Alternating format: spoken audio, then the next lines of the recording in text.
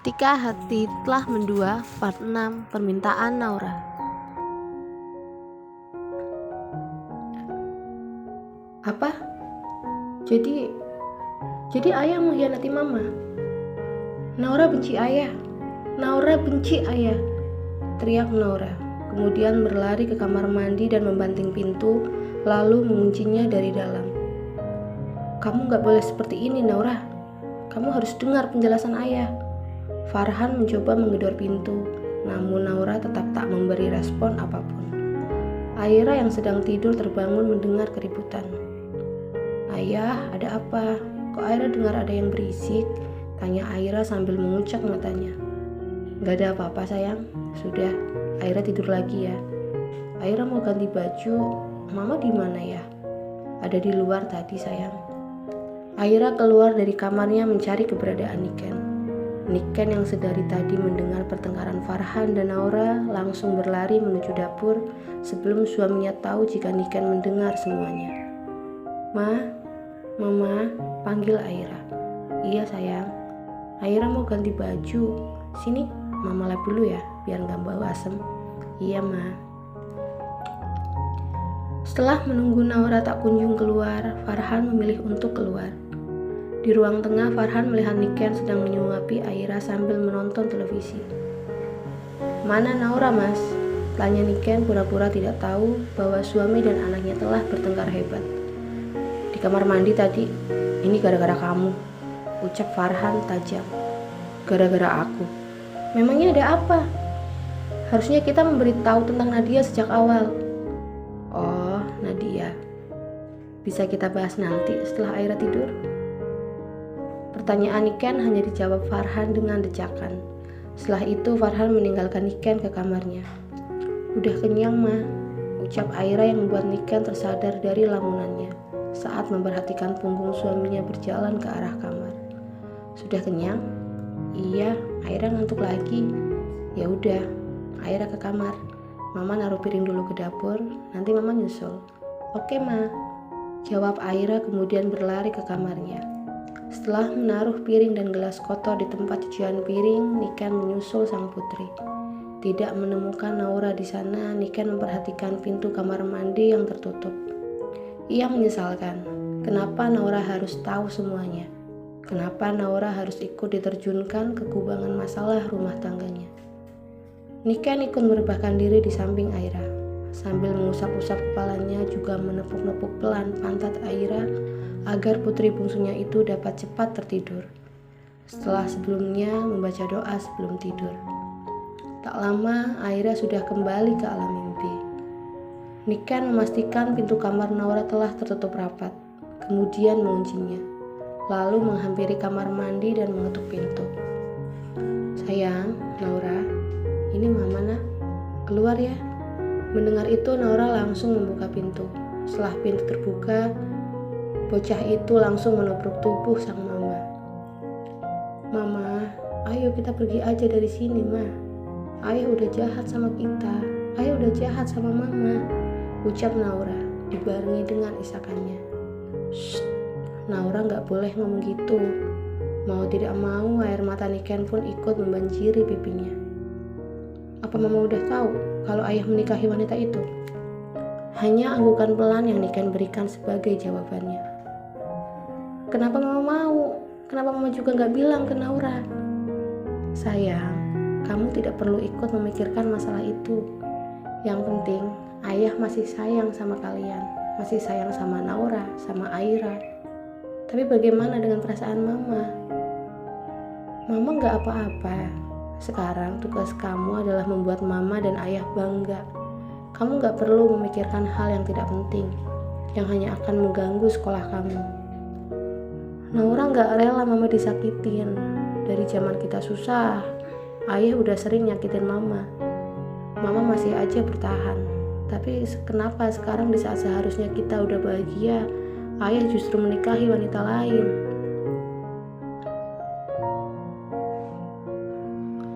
Niken meregangkan pelukan, kemudian menghapus air mata Naura dengan ibu jarinya.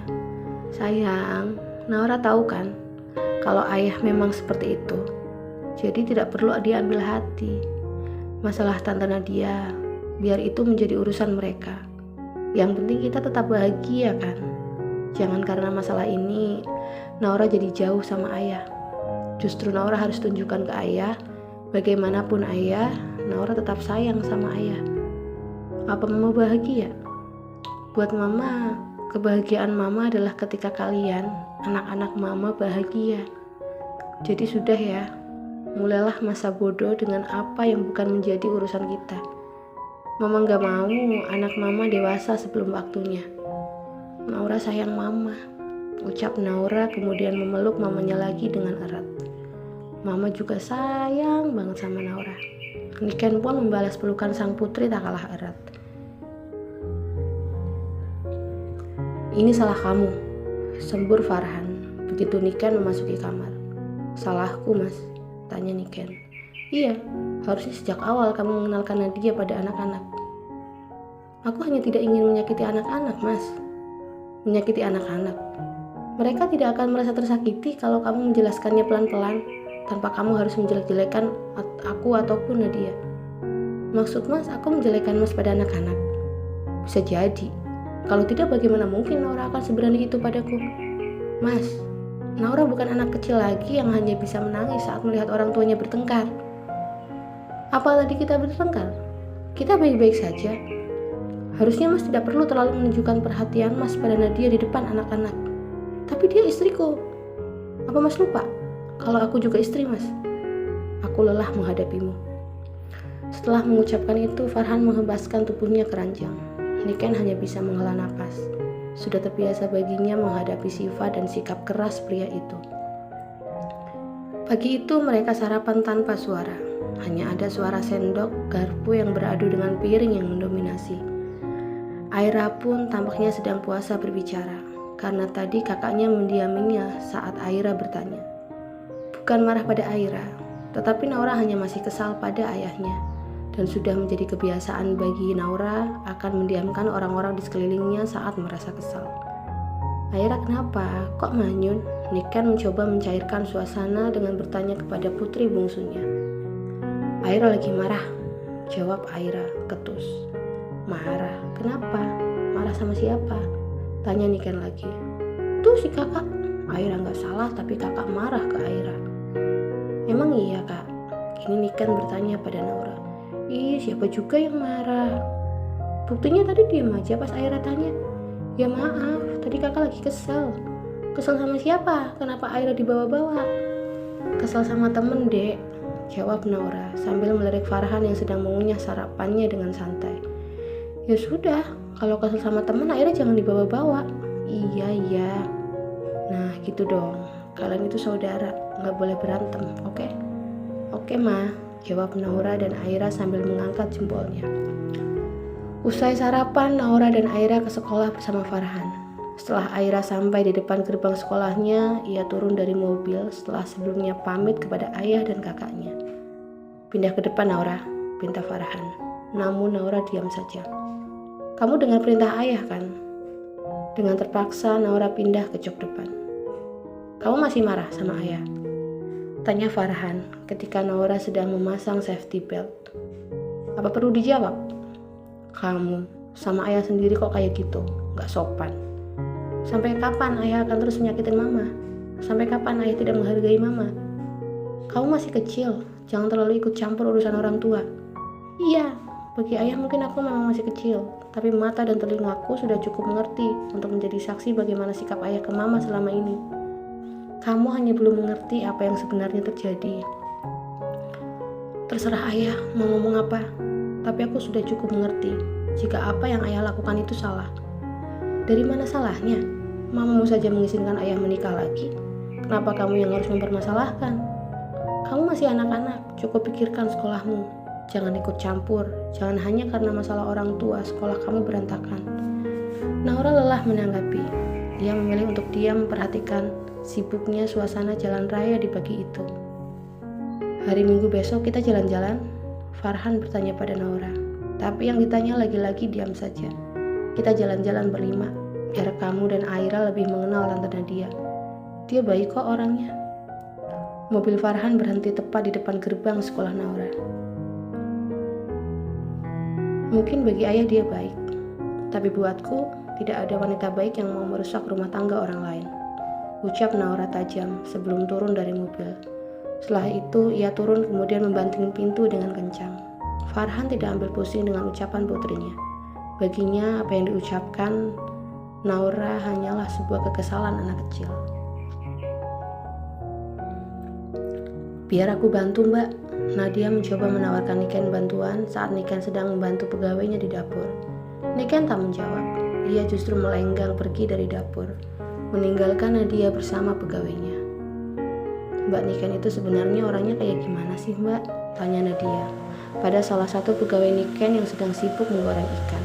Kenapa? Waktu awal saya bertemu orangnya ramah, tapi makin kesini kesannya dingin. Aslinya orangnya ramah, sangat baik, penyabar. Mungkin beliau seperti itu karena perasaan beliau. Maksud Mbak, mana ada wanita yang rela dimadu sih Mbak? Tapi waktu itu Mbak Niken yang menemui saya dan memberi izin. Saya tidak tahu masalah itu Mbak, karena saya juga orang luar. Tapi sebagai wanita, saya juga ikut berempati pada Bu Niken. Beliau yang selalu menemani Bapak dari nol, dari yang tidak punya apa-apa, mendapat cibiran sana-sini, tinggal di kosan sempit. Sampai akhirnya seperti ini. Mbak bisa lihat bagaimana penampilan Bu Niken. Beliau tetap dengan kesederhanaannya. Tapi kenapa Bapak begitu tega menikah lagi? Padahal menurut kami tidak ada yang salah dengan Bu Niken. Beliau tidak pernah menyusahkan suami. Maaf ya Mbak, saya nggak bermaksud. Iya Mbak, saya mengerti kok Mbak. Pembicaraan Nadia dengan salah satu pegawai Niken terus saja terngiang di telinga Nadia. Rasa bersalah mulai hinggap di hatinya. Hari Minggu tiba. Farhan mengajak Niken dan kedua anaknya untuk pergi ke kebun binatang. Awalnya Niken enggan, karena ia sudah tahu Farhan mengajak Nadia. Tetapi karena Aira begitu antusias, Niken dan Naura mengalah untuk ikut serta. Mama duduk di depan, Ma. Dengan suara lantang, Naura menyuruh Niken untuk duduk di samping ayahnya di jok depan. Niken menurut. Farhan juga diam saja dengan hal itu. Naura sengaja melakukan itu karena ia tidak ingin melihat ayahnya mesra dengan wanita lain, meskipun wanita itu juga istri sang ayah. Sesampainya di depan rumah Nadia, Naura mengatakan pada Farhan bahwa ia ingin buang air kecil. Farhan pun mengizinkannya untuk turun. Nadia yang sudah menunggu di depan pintu rumah akhirnya kembali masuk rumah untuk menemani Naura ke toilet. Di dalam toilet, Niken mencoba untuk tetap tenang. Ia harus berusaha menahan emosinya di depan Farhan. Aku harap kamu mau memberikan waktu pada Nadia untuk dekat dengan anak-anak, pinta Farhan. Asal jangan pernah mencoba untuk menggantikan posisiku di mata anak-anak. Itu tidak perlu kamu khawatirkan. Nadia tidak sejahat itu. Aku hanya ingin keluarga kita bahagia, jadi kamu harus membantu. Niken tak menanggapi. Ia hanya berusaha meredam gejolak dalam hatinya, mencoba menahan air mata agar tidak jatuh di depan suaminya. Udah Ra, buang air kecilnya, tanya Nadia dengan ramah. Aku hanya ingin minta ke Tante, tolong tinggalkan ayah Tante. Maksud kamu? Aku yakin Tante tahu maksud aku. Mamaku sudah cukup menderita Tan. Di saat seharusnya bisa memetik kebahagiaan, Tante malah hadir dan ayah malah menikahi Tante. Tante gak bermaksud kayak gitu. Tante gak tahu kehidupan kalian. Tante pikir kalian hidup bahagia. Omong kosong Tan. Suara klakson mengagetkan mereka. Tolong pikirkan apa yang tadi aku katakan Tante. Setelah itu mereka keluar bersama, berakting seolah tidak ada apa-apa di antara mereka. Sepanjang perjalanan Nadia terus saja diam. Ia memikirkan pembicaraannya dengan pegawai Niken beberapa hari lalu, juga pembicaraannya dengan Naura tadi. Mengetahui kenyataan kehidupan Niken yang sebenarnya membuatnya ingin mundur. Namun, sesuatu yang baru saja ia ketahui membuatnya harus tetap bertahan.